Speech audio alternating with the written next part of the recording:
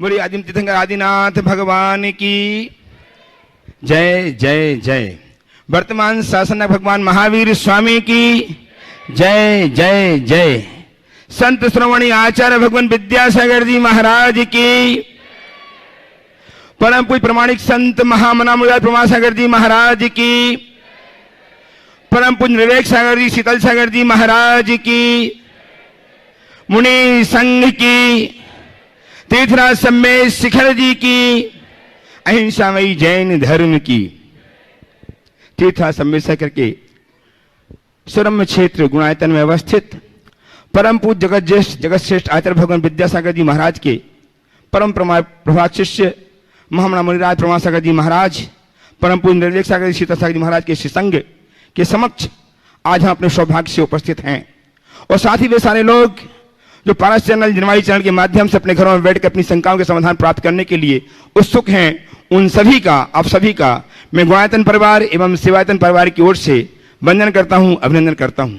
और आप सबको लिए चलता हूं जगत विख्यात परम पूज्य मुनिराज प्रमासागर जी महाराज, जो शंका समाधान प्रवर्तक, भावना प्रवर्तक एवं संपर्क समय के रूप में जगत विख्यात हैं, जिनके श्रीमुख से अपनी शंकाओं के समाधान प्राप्त करके हम अपने जीवन को धन्य कर पा रहे हैं। उनकी श्रीवाणी से आज पुनः हम अपने जीवन को धन्य करने के लिए सुख हैं। हम सब अपनी उत्सुकता दूर करें। उसके पूर्व मैं चाहता हूं कि परम गुरुदेव का आशीर्वाद हमें प्राप्त हो। अतः मेरे साथ उच्चारिए नमोस्तु महश्री, नमोस्तु महश्री, नमोस्तु महश्री।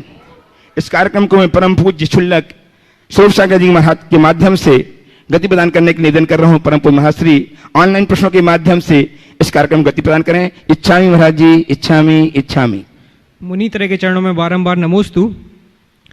सुभाष जी चौधरी जोधपुर से नमोस्तु पूर्वक प्रश्न कर रहे हैं महाराज श्री कि फुर्सत नहीं है इंसान को घर से मंदिर तक जाने की और ख्वाहिशें रखता है शमशान से सीधा स्वर्ग जाने की, तो महाराज श्री ऐसे में क्या करना चाहिए? बहुत अच्छी बात। फुर्सत नहीं है इंसान को घर से मंदिर जाने की और ख्वाहिश रखता है शमशान से स्वर्ग जाने की। एक किस्सा याद आ गया। एक भगत था जो भगवान से बार बार गुहार कर रहा था, हे भगवान मेरी 1 करोड़ की लॉटरी खिलवा दे, 1 करोड़ की लॉटरी खुलवा दे। बहुत देर से बार बार यही बात दोहरा रहा था, भगवान मेरी 1 करोड़ की लॉटरी खुलवा दे। भगवान प्रकट हुए और जैसे उसने कहा है भगवान मेरी 1 करोड़ की लॉटरी खुलवा दे, भगवान ने एक चाटा खींच के दिया। वो तिलमिला गया, प्रभु क्या हो गया, गलती क्या हुई? भगवान ने कहा सुन, 1 करोड़ की लॉटरी में खुलवाने को तैयार हूं, 1 रुपया का टिकट तो ला। 1 रुपया का टिकट तो ला, 1 रुपया का टिकट लाओगे तभी 1 करोड़ की लॉटरी खुलेगी। भगवान से नेह लगाओगे तभी स्वर्ग का रास्ता खुलेगा, बाकी चर्चा करने से कुछ नहीं मिलेगा। स्नेहलता जी जैन नागौर जिला सतना से नमोस्तु पूर्वक पूछ रही है महाराज श्री कि मेरी माँ ने कभी बाहर का बना हुआ नाश्ता नहीं किया, चाय बिस्किट प्याज आदि कुछ नहीं खाया, लेकिन अचानक तबीयत बिगड़ जाने के कारण बेहोशी की अवस्था में उन्हें नली के द्वारा रात में दाल का पानी, चाय बिस्किट आदि दिया गया। बहुत मना किया लेकिन फिर भी नहीं माने, तो महाराज श्री ऐसे में किसको पाप लगेगा और ऐसी परिस्थिति में क्या करना चाहिए? देखिए ये सब विषम परिस्थितियां हैं। इस समय डॉक्टरों से सलाह लेकर के बात की जा सकती थी। चाय जब राइस ट्यूब के थ्रू दे रहे थे तो कोई ज़रूरत नहीं थी कि चाय बिस्किट ही दिया जाता। आप उनको वो चीज़ें भी दे सकते थे जो देने योग्य है। और डॉक्टरों से उस समय परिवार के लोगों को विवेक से काम करना चाहिए था, पर अक्सर ऐसा लोग नहीं करते। उन्होंने तो जो काम अपने चेतन अवस्था में नहीं किया, आपने उन्हें अचेतन अवस्था में कराया है, तो कराने वाले ही दोष के भागी होंगे। करने वाले को हम, वो अचेत है, उसके लिए हम क्या कहें। प्रश्नों के लिए चलते हैं मंचासीन मुनि संघ के चरणों में। और सर्वप्रथम निवेदन है शुल्लक श्री 105 समादर सागर जी से कि अपने प्रश्न के माध्यम से हमें लाभान्वित करें।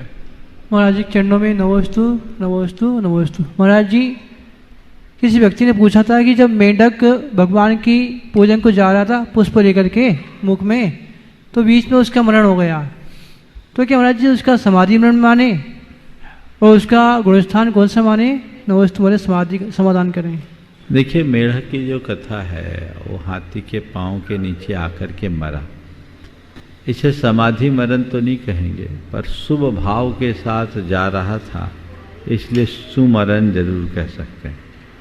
जहाँ तक गुणस्थानों का सवाल है, तो गुणस्थान के विषय में हम कुछ भी नहीं कह सकते। उसके अंदर कैसे परिणाम होंगे आगम में ऐसा कुछ लिखा नहीं। वो सम्यक दृष्टि भी हो सकता है और भद्र मिथ्या दृष्टि भी हो सकता है। ये तो दिव्य ज्ञानियों के ही ज्ञान का विषय है, हमारा नहीं। नमोस्तु पूर्वक निवेदन है परम पूज्य मुनि श्री शीतल सागर जी के चरणों में कि हमारी ज्ञान वृद्धि हेतु अपना प्रश्न प्रेषित करें। ओम नमः सिद्धेभ्यः। जैसे पढ़ा जाता है दुर्लभ भावना में कि निगोद से पृथ्वी का एक बनना, पृथ्वी का एक से जल अग्नि वायु ये स्थावर बनना, उसके बाद त्रिस्पर्याय में आना। तो ये संभव कैसे होता है कि एक पृथ्वी का एक जीव है, उसमें ना मन है, सिर्फ एकमात्र स्पर्शन इंद्रिय है, तो वो कैसे अपना प्रोग्रेस करता है, कैसे आगे बढ़ता है, उसके लिए पुण्य के ऐसे अवसर कैसे मिलते हैं? तो और थोड़ा पीछे चला जाता। निगोद से स्थावर, स्थावर से त्रस, ये तो क्रम है आगम के विधानानुसार। तो निगोद से सीधे मनुष्य और मनुष्य से मुनि और मुनि से मोक्ष, ये भी विधान।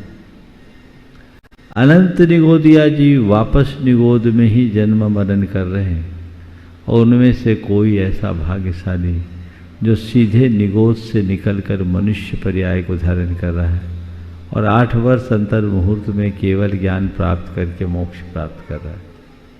जब ये प्रसंग आया गुरुदेव से हमने जब चर्चा की तो उन्होंने कहा था इसी को भवितव्यता कहते हैं। वहाँ अलग से उसका कोई पुरुषार्थ लक्षित नहीं होता, क्योंकि वहाँ उसके अनुकूल द्रव्य क्षेत्र काल भाव कुछ नहीं दिख रहा है, लेकिन फिर भी उसके परिणाम वैसे हैं। तो ये भवितव्यता है, जिसकी होनहार भवितव्यता अच्छी होती है उसके लिए सारे नेक निमित्त मिले या न मिले परिणति वैसी हो जाती है। मैं इस आपके प्रश्न के संदर्भ में यही कहूँगा, कुछ चीज़ें हमारे होनहार पर अवलंबित होती है। नमोस्तु पूर्वक निवेदन है परम पूज्य मुनि श्री निर्वेक सागर जी के चरणों में कि अपना प्रश्न प्रेषित कर हमें भी बोधि की प्राप्ति कराएं। मुनिश्री को नमोस्तु करते हुए, एक बार किसी ने प्रश्न पूछा था कि हमें क्रोध बहुत आता है, हम क्या करें? तो आपने कहा था मैं शांत हूँ, इस प्रकार की भावना भावे। लेकिन क्रोध आता क्यों है? कुछ लोग कहते हैं क्रोध एक कर्म है, उस कर्म के उदय से क्रोध परिणति होती है। तो वास्तव में क्रोध आ ही ना, इसके लिए क्या उपाय कर सकते हैं? बहुत अच्छा सवाल है। क्रोध आए ही ना, इसके लिए क्या प्रयास करें? मैंने जो भावना योग का प्रयोग आप सबके लिए बताया, वो क्रोध के निमित्त आने पर शांत रहने की ही बात नहीं है। यदि नियमित भावना योग करते रहे तो प्रचंड क्रोधी से शांति मूर्ति बना जा सकता है। आपका क्रोध शांत होगा। दरअसल क्रोध है क्या? यह एक प्रकार का नकारात्मक आवेग है और नकारात्मकता के कारण क्रोध ज्यादा आता है। यदि आप नियमित भावना योग करोगे, आपकी सोच सकारात्मक होगी, आपका चिंतन समग्र होगा और आपके सबकॉन्शियस में शांत रहने की, संयम रखने की, सहज रहने की जो भावनाएं भरेगी, संस्कार जगेंगे, वो आपको अशांत, असंयत और असहज होने से बचा सकेंगे। तो चीजें एक दूसरे के साथ जुड़ी हुई। मेरे देखे क्रोध के 4 कारण हैं। सबसे पहला कारण है नकारात्मक सोच।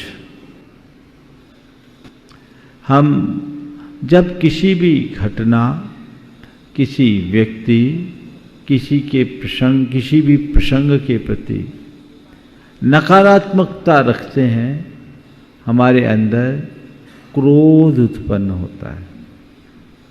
यदि हमारी सोच सकारात्मक हो जाए तो क्रोध प्रकट ही नहीं होगा। हम किसी भी बात को ले ले, हम केवल अपने हिसाब से देखते हैं, सामने वाले के हिसाब से देखते नहीं, और जैसा हम सोच लेते वैसा ही देखते हैं। नतीजा हम चाहे जैसा आरोप मढ़ देते हैं, झुंझला उठते हैं, खींच उठते हैं या क्षुब्ध हो उठते हैं। ये नकारात्मकता हमारे क्रोध का एक पहला कारण है। दूसरा है असमग्र चिंतन। हम कोई भी बात को समग्रता से देखने की कोशिश नहीं करते। हम अपने हिसाब से ही सोचते हैं, सामने वाले के हिसाब से नहीं सोचते। किसी को आपने कोई काम बताया, उसने काम नहीं किया, आपको गुस्सा आता है कि नहीं? हाँ, अरे तुमको ये काम बताया, तुमने अभी तक क्यों नहीं किया? पहला सवाल, क्यों नहीं किया? तुम नहीं किए, तुम कोई काम के नहीं, तुम कुछ करते ही नहीं, पता नहीं क्या क्या आप बोलोगे।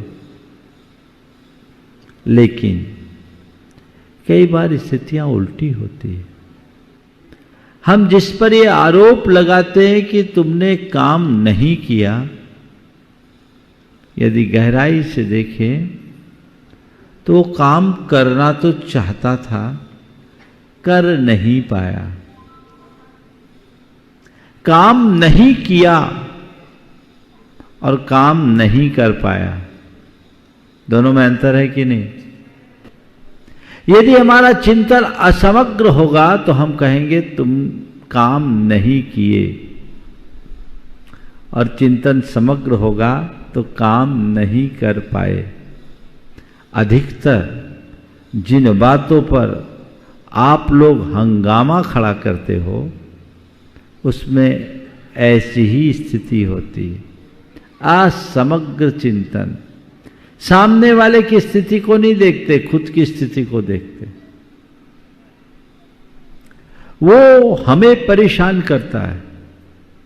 मान लीजिए, मैं अक्सर ये उदाहरण देता हूं।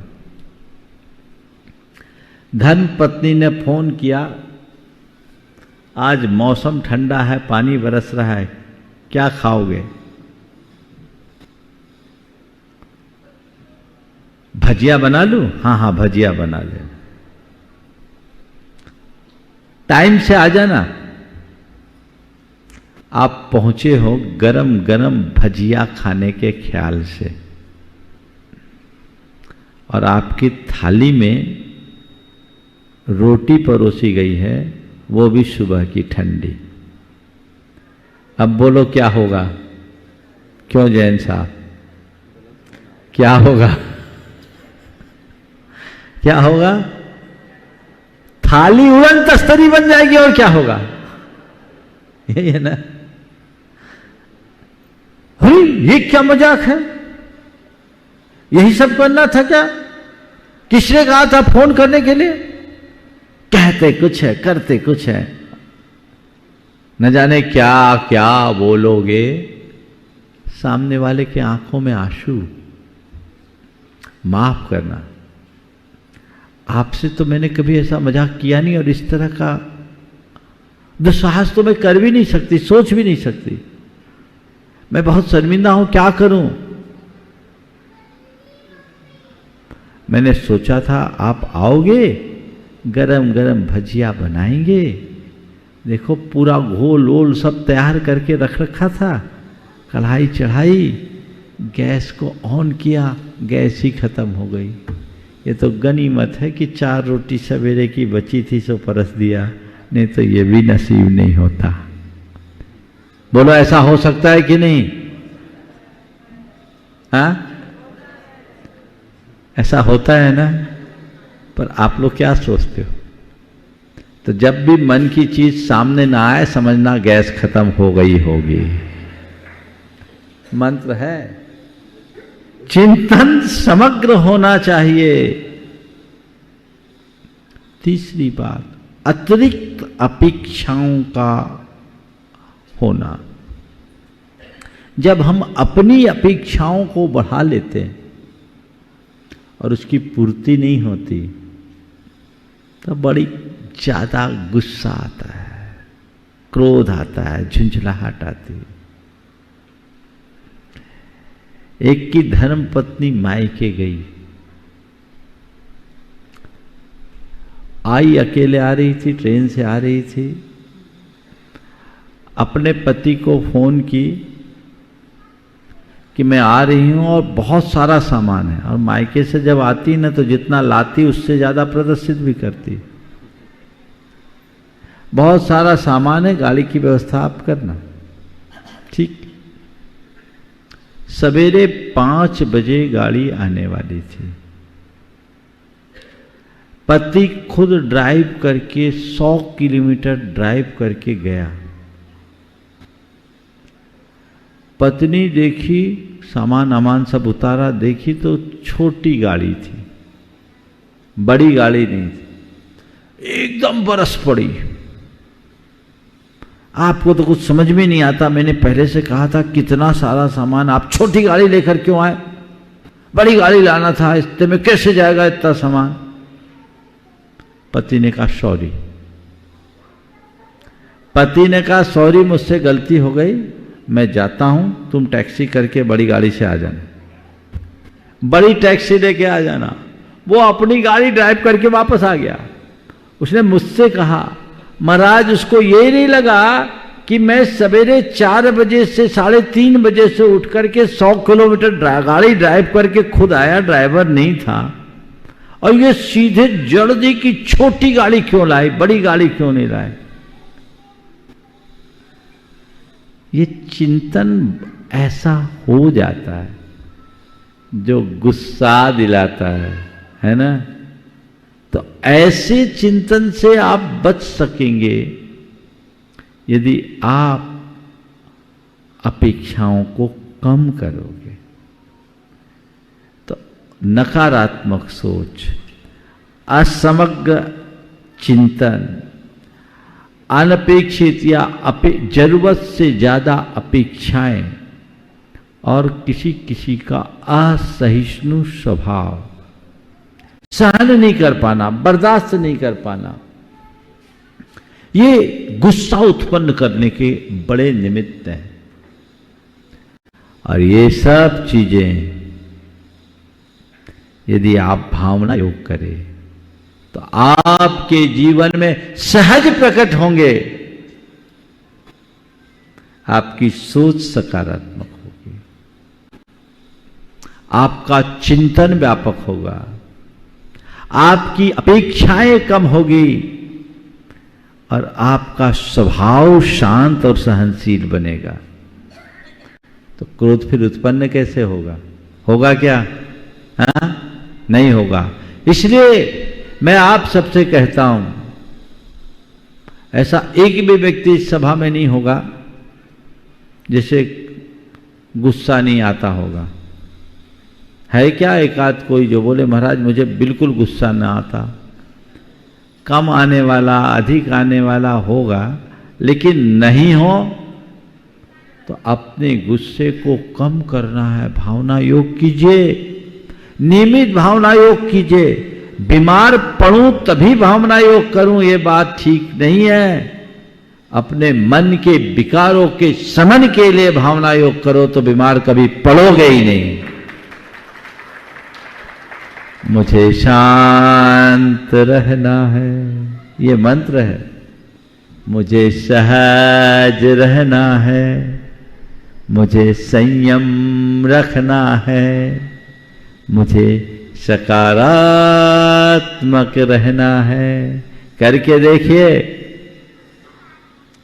जीवन में जबरदस्त बदलाव घटित होगा। अभ्यास करने की जरूरत है। प्रत्यक्ष प्रश्नों के माध्यम से अब सत्र को आगे बढ़ाएंगे पंडित सुदर्शन जी। परम पूज्य गुरुदेव का मानस चित्र गुणायतन तो कुछ ही माहों में लोकार्पित होने वाला है, जिसमें कारण बने आप सबका भाव। आज भी बहुत सारे लोगों ने गुणायतन में अपनी उदारता प्रकट करके अपने जीवन को धन्य किया है। निर्माण निधि के रूप में श्रीमती छुट्टन गोयल, धनपति श्री राहुल जी गोयल देवली टोंक राजस्थान से संबद्ध हुए हैं। यदि हों तो अपने स्थान में खड़े होकर के गुरु आशीष प्राप्त करें, अपने स्थान में खड़े हो जाएं, आशीर्वाद प्राप्त करें। साथ ही श्रीमती स्नेहता जी जैन, धनपति श्री गजन जी जैन झालावाड़ राजस्थान, इन्होंने अपने आप को गुणायतन के निर्माण निधि के रूप में संबद्ध किया है। बहुत बहुत साधुवाद के साथ अपने स्थान में खड़े होकर के गुरुदेव से आशीर्वाद प्राप्त कर लें और आप सब इनके सम्मान में इनके पुण्य कार्य की अनुमोदना करें तालियां बजा करके। आज ऑनलाइन अपने आप को गुणायतन के ट्रस्टी के रूप में संबद्ध किया है श्रीमान शरद जी जैन, श्रीमती अंजू जैन, नमन जैन। सुबह आए थे चले गए, जा चुके हैं, उनका सम्मान हम आप सबकी उपस्थिति में कर रहे हैं। श्रीमती शरद जी जैन, श्री शरद जी जैन, श्रीमती अंजू जैन, नमन जैन, सम्यक जैन, जयपुर, ये संबद्ध गुणायतन के संस्थापक सदस्य के रूप में तालियां बजा करके अभिनंदन कीजिएगा। बहुत बहुत साधुवाद के साथ आपका हम सबका सम्मान उन तक पहुंचे। और आज उपस्थित है यहाँ जिन्होंने अपने आप को संबद्ध किया है संस्थापक सदस्य के रूप में श्रीमान अतुल जी, चंद्रकांत जी जैन, सौभाग्यकांक्षिणी अंकिता जैन, अक्षय पूनम जी, अमित पूजा जी, सक्षम जी जैन, कुसुम्बा धुलिया महाराष्ट्र से भी सम्मान मंच में आए। गुरुदेव चरणों की अभिवंदना करें, आशीर्वाद प्राप्त करें। उनका सम्मान करने के लिए गुणायतन के सुमय संरक्षक श्रीमान प्रमोद जी, सुमन जी भारिल्य मुंबई और श्रीमान राजेश जी जैन सरिया ट्रस्टी गुणायतन आ जाए सम्मान करने के लिए। आपकी तालियां लगातार बजती रहे। इन्होंने एक ऐसा अनुपम कृत्य किया है जो बारंबार वंदनीय है, अभिनंदनीय है। इन्होंने अपने आप गुणायतन की संस्थापक सदस्य के रूप में जुड़ करके अपनी निधि को सुरक्षित तो किया ही है, जीवन को धन्य किया। आइए श्रीमान अतुल जी, चंद्रकांत जी जैन, सौभाग्यकांक्षिणी अंकिता जैन नहीं है, अनुपस्थित हैं, उन तक आपकी तालियां, अपनी करतल ध्वनि आपकी अनुमोदना के रूप में पहुंचे। और मैं प्रथम आप सबसे निवेदन करता हुआ कि हम बहुत शीघ्र गुणायतन को अपनी आंखों से देखना चाहते हैं। बस अपने भाव को उदात्तता प्रदान करें, अपनी उदारता को प्रकट करें, गुणायतन से जड़ें और जीवन जुड़ें और जीवन को धन्य करें। आइए प्रथम प्रश्न के लिए श्रीमान पंकज जी अग्रवाल, श्री राजेश जी जैन सरिया से उपस्थित हों पहले प्रश्न के साथ और तैयार रहें। नमोस्तु महाराज जी, नमोस्तु नमोस्तु नमोस्तु। महाराज श्री, मेरा प्रश्न यह है कि आजकल छोटे छोटे जो बच्चे हैं 1 साल 2 साल के, उनकी मम्मी से वो जिद्दी करते हैं मंदिर जाने को और उनकी अनुकूलता भी नहीं होती है कि वो उनको घर पे छोड़ के जाए और मंदिर में जाने के बाद वो अशुद्धि फैला देते हैं, सुसु पोटी वगैरह करते हैं। तो इसके लिए क्या प्रायश्चित होगा या उनके लिए क्या दोष लगता है? देखिए, पहली बात तो बच्चों को मंदिर ले जाना चाहिए, अच्छी बात है, लेकिन निपटा के ले जा ताकि गड़बड़ ना हो, है ना। और निपटा के ले जाएंगे तो कोई दिक्कत नहीं होगी और मंदिर में आप भी जल्दी फ्री हो जाओ, अपना पूजा पाठ शॉर्ट में निपटा करके काम कर सकते। नमस्ते। आइए पंकज जी अग्रवाल एवं श्री राजेश जी जैन सरिया से ट्रस्टी गुणायतन तैयार है। श्रीमती सुनीता जी, राजीव जी नायक ललितपुर से। मुनिश्री के चरणों में कोटि कोटि नमोस्तु और वंदन। महाराज जी, मेरा प्रश्न है कि कमल फूल में ऐसी क्या विशेषता है कि हर चीज की उपमा में कमल फूल का नाम आता है, जैसे चरण कमल, कर कमल, हृदय कमल, मुख कमल, नयन कमल, और तो और देवी देवताओं ने भी अपने आसन के रूप में कमल फूल को ग्रहण किया है। देखिए, कमल की सबसे बड़ी खासियत ये है कि वो कीचड़ में उत्पन्न होता है और पानी में रह करके भी पानी से अलिप्त रहता है। तो कमल बुराई में अच्छाई की उत्पत्ति का द्योतक है और कमल अलिप्तता का द्योतक है। कमल शोभा और सौंदर्य का भी प्रतीक है, इसलिए हर स्थान पर चरण कमल, हस्त कमल, कर कमल, नयन कमल, मुख कमल, हृदय कमल, ये कमल शब्द उसके साथ जोड़ा जाता है। नमोस्तु महाराज। सुनीता जी अपने स्थान में खड़े हो जाए करें, जिनके नाम पुकारता हूं अपने स्थान में खड़े हो जाएं। सुनीता जी, राजीव जी नायक ललितपुर से उपस्थित हों तैयार हैं। श्रीमान पंकज जी जैन इम्फाल। मेरे आराध्य गुरुवर श्री प्रमाण सागर जी के चरणों में मेरे एवं मेरे परिवार की ओर से कोटिशः नमोस्तु नमोस्तु नमोस्तु। संगस्थ मुनिराजों के चरणों में नमोस्तु नमोस्तु नमोस्तु, चोलक जी के चरणों में इच्छामी इच्छामी इच्छामी। देखो सबकी नमोस्तु इच्छामी एक ही बार कर लो तो ताकि टाइम बचेगा, कर लो सब लोग अच्छे से। हाँ अब सीधे सीधे सवाल करना। हाँ हे गुरुवर, मेरी जिज्ञासा यह है सर्वार्थ सिद्धि के अध्याय से कि जीव विपाक एवं पुद्गल विपाक में क्या अंतर है, उदाहरण सहित समझाइए। देखो ये सवाल हमारे दोपहर की क्लास में महाराज जी जब रहेंगे वहाँ पूछ लेना, यहाँ बहुत लोगों के सिर से निकल जाएगा। सैद्धांतिक प्रश्नों को हम यहाँ कम लेते हैं, फिर भी जिसका फल जीव में मिले उसको बोलते हैं जीव विपाक, और जिसका फल शरीर को मिले उसका नाम शरीर विपाक। जैसे भाव पुद्गल विपाकी, जैसे हमारी गति कर्म है ये जीव विपाकी है और शरीर कर्म पुद्गल विपाकी। चलिए नमोस्तु। श्रीमान पंकज जी इम्फाल से तैयार हैं। गुणायतन समन्वय संरक्षक श्रीमान प्रमोद जी सुमन जी भारिल, गुणायतन संरक्षक समन्वय गुणायतन दिल्ली और बम्बई। गुरुदेव के चरणों में नमस्तु नमस्तु नमस्तु। गुरुदेव, अगर परिवार में कोई बहुत धार्मिक हो तो क्या उनके आशीर्वाद से भी रुके हुए काम सफल हो सकते हैं क्या? उनके आशीर्वाद से भी रुके हुए काम सफल हो सकते हैं क्या? क्यों नहीं हो सकते? सबके शुभाशंसाएं हमारी उन्नति का कारण बनती है, और धर्मी व्यक्ति का अगर पुण्य प्रताप प्रबल हो तो उसकी सद्भावनाओं का प्रभाव पड़ता ही है। इसलिए हमें धर्मी जनों का सत्कार करना चाहिए, गुरुजनों का सत्कार करना चाहिए। गुरुजनों में माता पिता भी आते हैं, उनका भी पूरा आशीर्वाद लेना चाहिए। नमस्ते गुरुदेव। उपस्थित गुणायतन समन्वय संरक्षक श्रीमान प्रमोद जी सुमन जी भारिल अपने परिवार के साथ तैयार हैं। श्रीमती शिखा जी संदीप जी जैन, बाराबंकी, उत्तर प्रदेश। समस्त मुनि संघ को समस्त जैन समाज की ओर से नमोस्तु नमोस्तु नमोस्तु। महाराज जी, मेरा प्रश्न यह है, ये अनेकांश का प्रश्न। भारतीय जैन समाज में पंडितों की कमी नहीं है, पर क्या कारण है कि देश का सर्वोच्च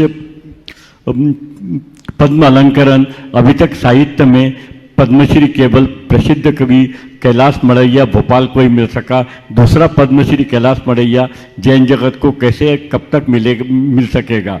क्या इसका कारण यह तो नहीं कि जैन समाज साहित्य को तो चाहता है पर साहित्यकारों को नहीं? सुजेताओं के प्रति कोई सम्मान का भाव नहीं रखता। सात जैनेंतरी में तुलसीदास आदि का जो सम्मान है वैसा जैन समाज में किसी भी रचनाकार को नहीं मिलता, ऐसा क्यों? देखिए ऐसी बात तो नहीं है। जैन जगत में साहित्य और साहित्यकारों को बहुत ही महत्वपूर्ण स्थान मिला है, और साहित्यकारों ने भी समाज में वो स्थान पाया है। हमारे देश में यशपाल जैन जैसे लोग हुए, जैनेन्द्र कुमार जैन जैसे लोग रहे, जिन्होंने साहित्यिक क्षेत्र में अपनी एक अलग पहचान बनाई। जहाँ तक जैन समाज के द्वारा साहित्यकारों को आगे बढ़ाने का सवाल है, उन्हें बढ़ाना चाहिए, प्रोत्साहन भी मिलना चाहिए। लेकिन एक चीज़ें, एक नकारात्मक बात ये भी देखने को मिलती है कि प्रायः हमारे जितने साहित्यकार लोग हैं वे भी समाज की मुख्य धारा से दूर रह जाते हैं। जब तक वो धर्म, संस्कृति और समाज के प्रति अपनी निष्ठा को अक्षुण्ण नहीं रखेंगे, समाज के साथ उनका जुड़ाव भी नहीं हो। और आज का युग तो पूरी तरह से प्रोफेशनल हो गया है, तो समाज आपको तभी स्थान दे पाएगी, समाज में आप तभी स्थान बना पाओगे जब आप समाज को कुछ दोगे। लोग समाज से अपेक्षाएं बहुत रखते हैं, लेकिन समाज भी तो आपसे कुछ अपेक्षाएं रखती है। मैं एक स्थान पर था, एक बड़ी दार्शनिक साहित्यकार थे।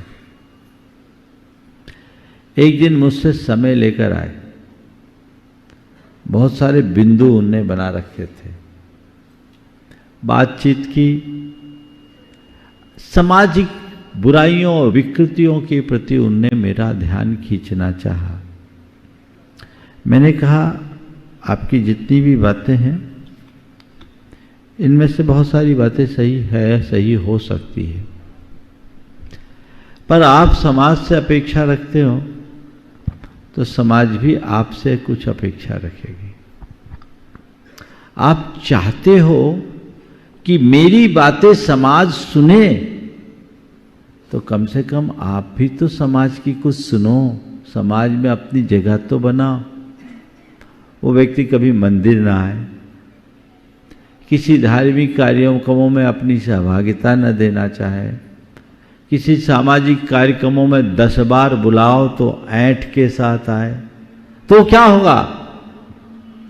कोई आचार विचार नियम संयम का ध्यान न रखे तो उसको क्या होगा? तो मैं ऐसे लोगों के लिए कहूंगा कि जो भी ऐसी प्रतिभाएं हैं इस समाज की मुख्य धारा से जुड़े, और समाज से कहूंगा कि ऐसी प्रतिभाओं को प्रोत्साहित करने में कोई कसर न रखे। ओम। उपस्थित हुए श्रीमती शिखा जी, संदीप जी ने बाराबंकी। तैयार हैं नूरन जैन दिल्ली से, 10 वर्ष का बालक। साक्षात विराजमान समस्त गुरुजनों के चरणों में कोटि कोटि नमन वंदन। हे गुरुदेव, जिनको अपना माना उनसे ही दुख पाया, फिर भी क्यों राग किया यह समझ नहीं पाया। हे गुरुदेव, हम खूब धर्म ध्यान करते हैं, खूब स्वाध्याय करते हैं, लेकिन फिर भी एक बार द्वेष छोड़ सब पाते हैं, लेकिन हम राग नहीं छोड़ पाते। इतना समझते हैं कि पर्याय छूटने के साथ सारे संबंध छूट जाएंगे, लेकिन फिर भी हमारा राग नहीं कम होता। हम इसे कैसे अपने आचरण में, अपने व्यवहार में लाएं? और साथ ही गृहस्थ में रहते हुए हम सबको छोड़ भी नहीं सकते, तो फिर घर में रहते हुए जल से भिन्न कमल के समान हम कैसे रहें? नमोस्तु। बहुत अच्छी बात है, राग छोड़ने की भावना उत्तम है, छोड़ना ही चाहिए। लेकिन मैं आपसे कहूंगा, गृहस्थ राग नहीं छोड़ सकता। राग तो साधु छोड़ते हैं, और साधु भी तब राग मुक्त हो पाते हैं जब अपने में डूबते हैं। अभी मैं आपको राग छोड़ने की क्या बात कहूं, मैं खुद राग नहीं छोड़ पा रहा हूं। ये शंका समाधान राग से प्रेरित है या वीतरागता से? राग है ना? क्या राग है? क्या राग है? आप लोगों को धर्म की समझ मिल जाए, ये राग ही तो है। लेकिन गुरुदेव, ये प्रशस्त राग हुआ। अरे अभी फिर ये कहाँ व्याख्या ले आई? राग है कि नहीं? तो राग तो भूमिकानुरूप सबके होता है, इसलिए राग छोड़ने की बात गृहस्थों के लिए नहीं है, मोह त्यागने की बात है। मोह और राग में एक बारीक अंतर है। मोही व्यक्ति महादुखी होता है, मोह हमें संसार में रुलाता है, इसलिए मोह छोड़िए। मोह का मतलब पर में आत्मबुद्धि होना मोह है, और पर से लगाव होना राग।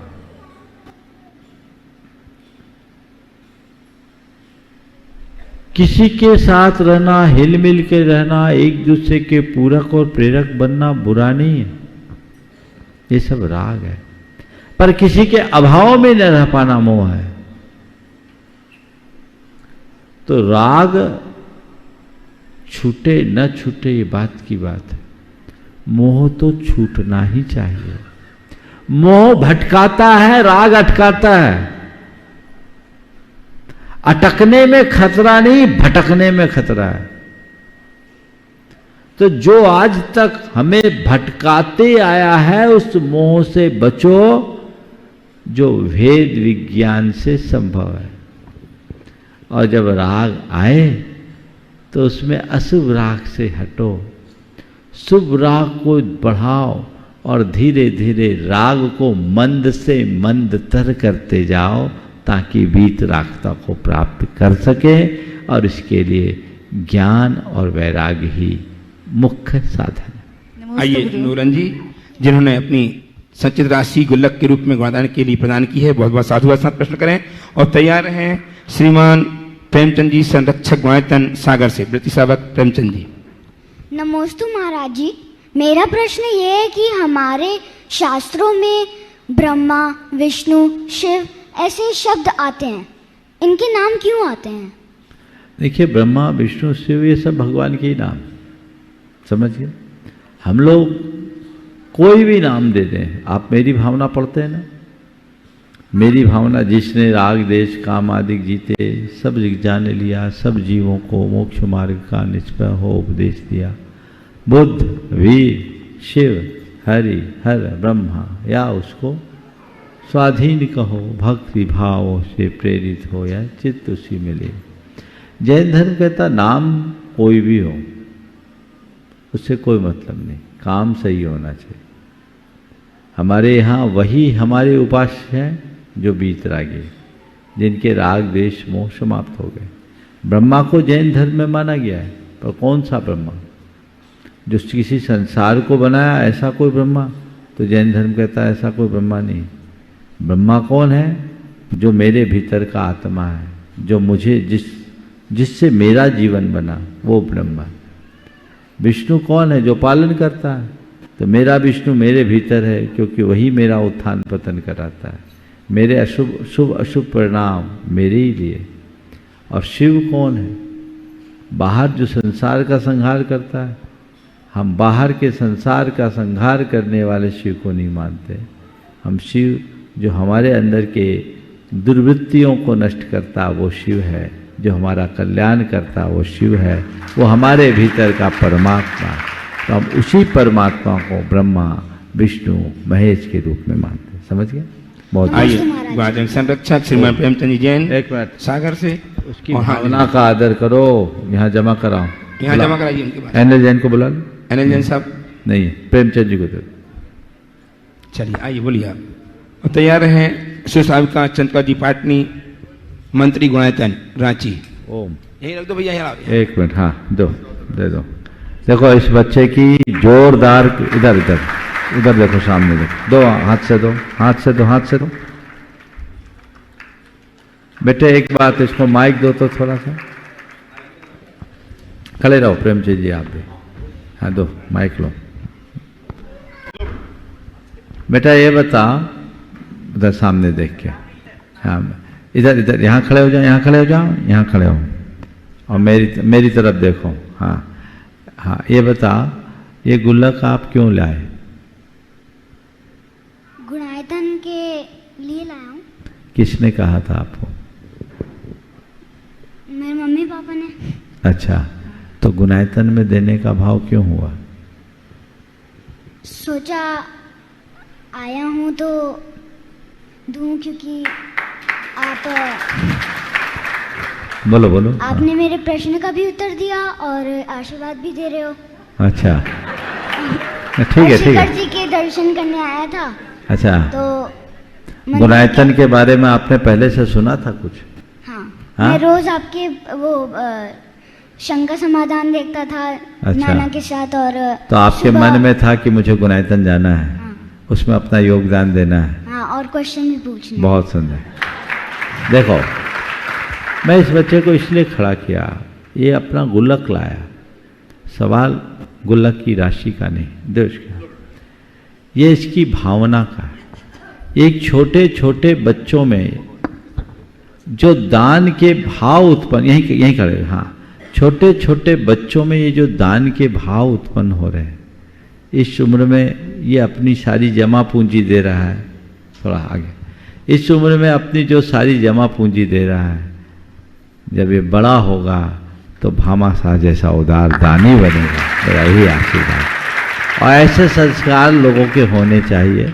और ये गुणायतन की एक बहुत बड़ी उपलब्धि है, जिसमें इस जैसे हजारों बच्चों ने अपना अपना गुल्लक दिया है।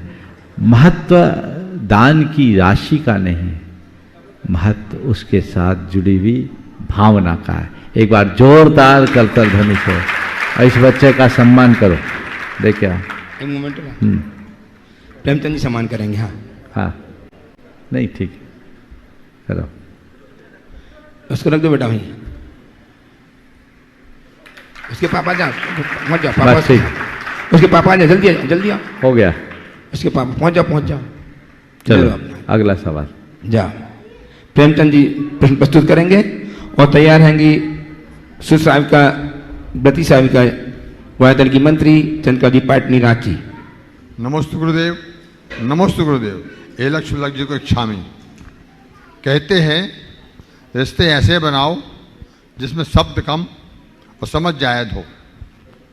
तो हम ऐसे रिश्ते किससे और कैसे बनाए, मार्गदर्शन करें। नमोस्तु महाराज। रिश्ते ऐसे बनाओ जिसमें शब्द कम और समझ ज़्यादा हो। आपने पूछा ऐसे रिश्ते किससे और कैसे बनाए।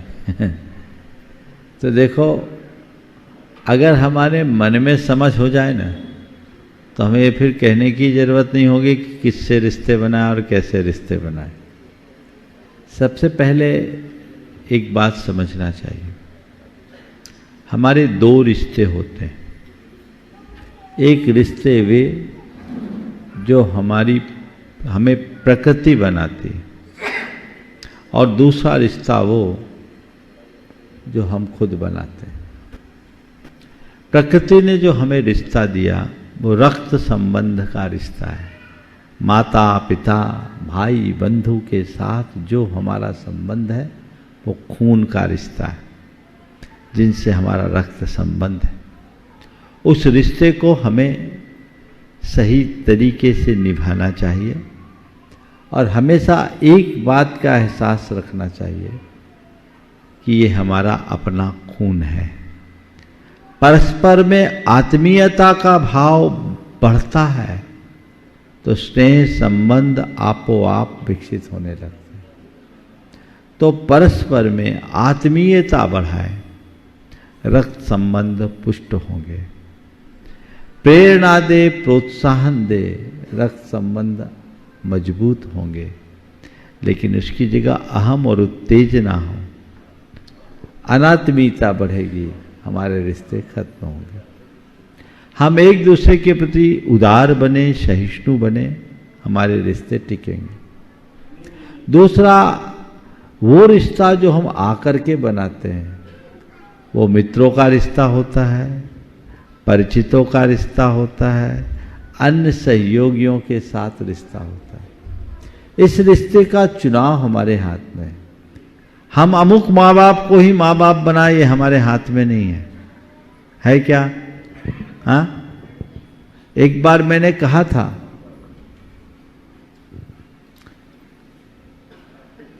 कि तुम ये बताओ क्या क्या पसंद करके लाए। ये शरीर तुम पसंद करके लाए, तुम्हारे जहाँ जन्म स्थान हुआ वो पसंद से मिला, तुम्हारे माँ बाप तुम्हारे पसंद से मिले। तो एक ने कहा पत्नी पसंद करके लाए। हमने कहा इसीलिए फेल हो गए। पत्नी पसंद करके ला सकते हो, माँ बाप जो मिले हैं उन्हें ही पसंद करना पड़ता है। समझ गए? तो मैं ये कह रहा हूं, रक्त का संबंध प्रकृति के द्वारा प्रेरित है, जैसा हो उसे निभाना चाहिए। और बाहर का संबंध जिनसे हमने बनाया है उसके बाद ऐसी समझ रखनी चाहिए कि कभी टूटे नहीं। बनाने से पहले सामने वाले की सोच, संस्कार, प्रवृत्ति और चिंतन धारा पर विचार करना चाहिए और उसी हिसाब से अपना संबंध बनाना चाहिए। भयवश, लालचवश, अंधविश्वासवश, स्वार्थवश अगर रिश्ते बनाओगे तो रिश्ते कभी भी खंडित हो जाएंगे। समझ के साथ रिश्ते बनाओगे तो रिश्ते बने रहेंगे। नमस्ते महाराज जी। आइए चंद्रिका जी पाटनी रांची से उपस्थित हों और तैयार हैं लता जी गंगवाल के परिवार से गुड़िया जी गोधा फतेहपुर। मेरी तरफ से जगत के सब जीवों की तरफ से दोनों मुनिराजों के चरणों में नमोस्तु। एलक जी छुल्लक जी महाराज के चरणों में इच्छा में। महाराज श्री तत्वा सूत्र जी में नरकों का वर्णन आया है, तो उसमें सिंह तो 5वें नरक तक जा सकता है और स्त्री 6वें नरक तक जा सकती है। तो स्त्री ऐसा क्या क्रूर कर्म कर सकती कि वो सिंह से भी ज़्यादा आगे नरक में जा सकती है? यही तो समझने की बात है कि स्त्रियां सिंहों से भी ज़्यादा खतरनाक है।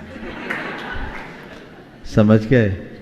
शेर तो किसी का शिकार तभी करता है जब वो भूखा होता है।